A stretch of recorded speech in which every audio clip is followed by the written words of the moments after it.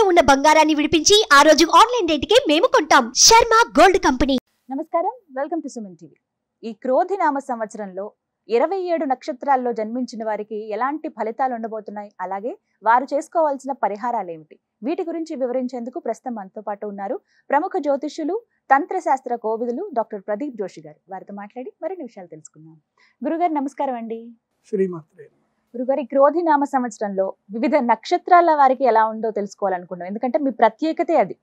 రాసుల వారికి చెప్పటము ఏ రాశికి ఎలా ఉంది ఈ సంవత్సరం అనేది ప్రతినిత్యం చాలా మంది నుంచి మనం వింటూ ఉన్నాం, ఎన్నో వీడియోస్ ఇప్పుడు చూస్తూ ఉన్నాం. కానీ ప్రత్యేకించి సంవత్సరం, నూతన సంవత్సరంలో ఏ నక్షత్రాల వారికి ఏ విధంగా ఉండబోతుంది అనేది వివరిస్తారా? నక్షత్ర ఫలితములోనే ఉంటాయి. ఒకటి మనం గుర్తుపెట్టుకోవాలి, చాలా మందికి వాళ్ళ జన్మ నక్షత్రం ఏందో కూడా వాళ్ళకి తెలియదు. మీ పేరు? గీతాంజలి. గీతాంజలి. గీతాంజలి అంటే గాగి గూగే ధనిష్టా నక్షత్రము. గాగి అంటే రెండో అక్షరము, ధనిష్టా నక్షత్రం రెండో అక్షరం కాబట్టి మీది మకర రాశి అని చెప్పేస్తారు. కానీ ఇది కాదు.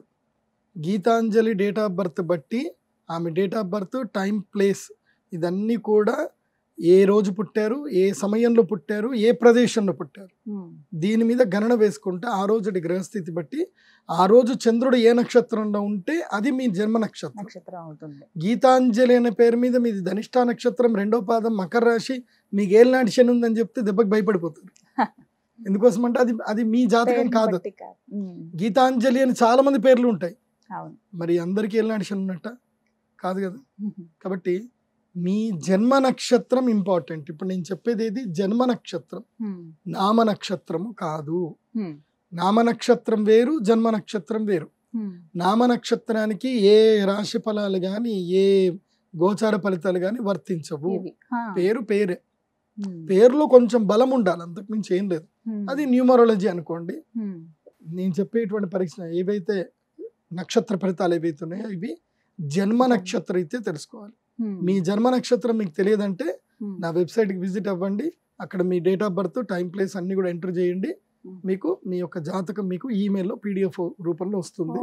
ఇది 500 పేజీలకు పైగా వస్తుంది. డే టు డే రిపోర్ట్ తో సహా వస్తుంది. అంటే ఈ రోజు ఏం జరగబోతుంది, రేపు ఏం జరగబోతుంది అనేది సూచన ప్రాయంగా డే టు డే రిపోర్ట్ తో సహా వస్తుంది. సో అది మీరు స్వీకరించవచ్చు. మీ జన్మ నక్షత్రం అక్కడి నుంచి తెలుసుకోండి. పేర్లను బట్టి ఇప్పుడు శ్రీనివాస్ అని పేరు ఉంటుంది, అందరు తులారాశి అని చెప్పేస్తారు. కాదు. ఇప్పుడు వెంకటేష్ అంటారు, వేవో కాకి మృగశిర నక్షత్రము అంటే ఇది మిథున రాశి అని చెప్పేస్తారు. కాదు. సో ఇలా పేరును బట్టి మీరు రాశులు చెప్పుకోకండి, నక్షత్రాలు చెప్పుకోకండి, దాని ఫలితాలు ఉండవు.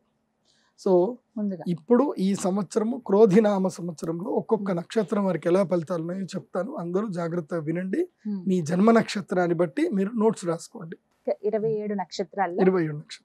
మొదటిది అశ్విని నక్షత్రం వారికి ఈ క్రోధినామ సంవత్సరంలో ఏ విధంగా ఉండబోతుంది అంటారు? అశ్విని నక్షత్రం. అశ్విని నక్షత్రం మేషరాశి లోపలికి వస్తుంది. ఈ సంవత్సరం అశ్విని నక్షత్ర జాతకులు అదృష్టవంతులు, వితౌట్ ఎనీ డౌట్. వీళ్ళు మహాద్భుతమైన అదృష్టవంతులు. వీళ్ళకి బాగా కలిసి వస్తుంది. సరికొత్తమైనటువంటి అవకాశాలు వస్తాయి. ఆలోచన విధానం మారుతుంది. అయితే నేను అశ్విని నక్షత్రం వారికి చెప్పేది ఏంటంటే, మీరు ఎక్కడైతే ఈ లాస్ట్ ఇయర్ అంతా కూడా ఉండి మీ జీవితంలో ప్రోగ్రెసివ్ రాలేదో ఆ ప్లేస్ వదిలేయండి. అంటే ఇల్లు ఏమైనా ఉంటే ఇల్లు మారండి. ముఖ్యంగా అశ్విని నక్షత్ర జాతకులకు నేను చెప్పేది ఏంటంటే, మీరు తూర్పు ద్వారము కలిగినటువంటి లేదా దక్షిణ ద్వారం కలిగినటువంటి ఇళ్లకు షిఫ్ట్ అవ్వండి. అద్దె ఇండ్లు ఉండేవాళ్ళు, అద్దె ఇళ్ళ సొంత ఇంట్లో ఉన్న మేము ఎట్లా వెళ్ళిపోవాలి గురుగారు అంటే, ఏం పర్వాలేదు, ప్రతిరోజు కుజగ్రహానికి చక్కగా పూజ చేసుకోండి. ఈ సంవత్సరం మీకు మహాద్భుతమైనటువంటి గురుబలం రాబోతుంది.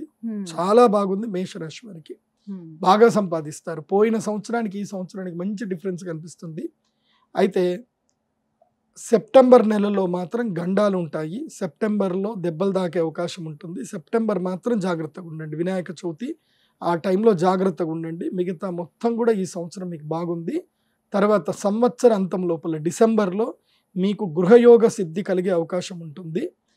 ఈ యొక్క అంటే ఇప్పటి వరకు సంపాదించుకుంటారు, కూడబెట్టుకుంటారు, ఇనిషియల్గా పేమెంట్ చేసి నవంబర్ డిసెంబర్లో రుణము పొందే అవకాశం వస్తుంది. కాబట్టి కొత్త ఇళ్ళు కొనుక్కోవాలనుకునే వాళ్ళు ప్లాన్ చేసుకోండి. నవంబర్ డిసెంబర్ వరకు మీ ఐటీఆర్లు అన్ని కూడా సిస్టమేటిక్గా చేసి పెట్టుకోండి. తప్పకుండా గృహ రుణాలు కలుగుతాయి.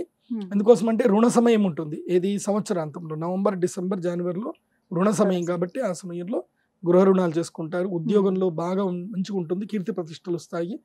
ఈ సంవత్సరం మేషరాశి వారికి అద్భుతంగా ఉంది. ఈ సంవత్సరము అశ్విని నక్షత్రం వారికి చాలా బాగుంది. దైవ ధ్యానం తప్పకుండా చేసుకోండి. సంవత్సరం మొదల్లో మీ యొక్క నక్షత్రానికి అరిష్టం ఉంది కాబట్టి గ్రహణ సమయంలో అరిష్ట నివారణ తంత్రం చేయించుకోండి. అదేవిధంగా మే 1 తర్వాత అక్షయ తృతీయ వస్తుంది. ఆ అక్షయ తృతీయకి మీ గ్రహస్థితి మారబోతుంది కాబట్టి ఆ గ్రహస్థితికి అనుకూలంగా మీకు అమ్మవారి యొక్క అనుగ్రహం కలగడానికి శ్రీ మహాలక్ష్మీదేవి యాగం చేయించుకోండి, బాగుంటుంది. చక్కగా వివరించారండి. నమస్కారం. శ్రీమాత.